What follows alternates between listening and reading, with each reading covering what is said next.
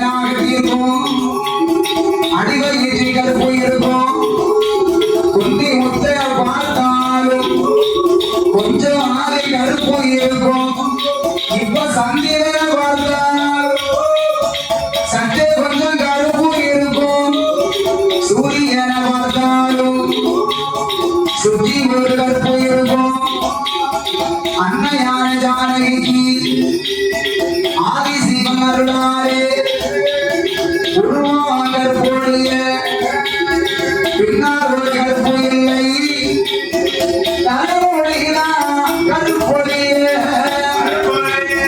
கருப்பொழிய தாயோடு கருப்பொழிய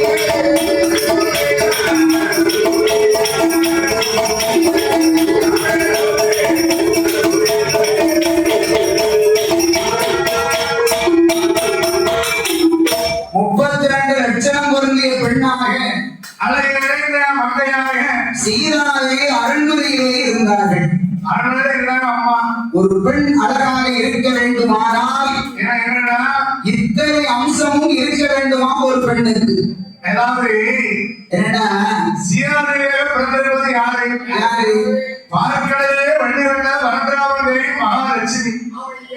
லட்சுமி சொன்னாலே அது அழகான அந்த அழகிற மங்கையாக அழகில் சிறந்தவளாக ஆற்றல் உடையவளாக அறிவிலே உயர்ந்தவளாக அன்னலட்சுமி சொர்ணலட்சுமி தனலட்சுமி தானியலட்சுமி சந்தானலட்சுமி கஜலட்சுமி என்று சொல்லக்கூடிய அஷ்டலட்சுமி என்று சொன்னாலே 8 லட்சுமி. அந்த லட்சுமி பொருந்தியவள் தான் அம்மா மகாலட்சுமி. அந்த மகாலட்சுமி அம்சத்திலே தோன்றியவள் தான் அம்மா சீதாலட்சுமி.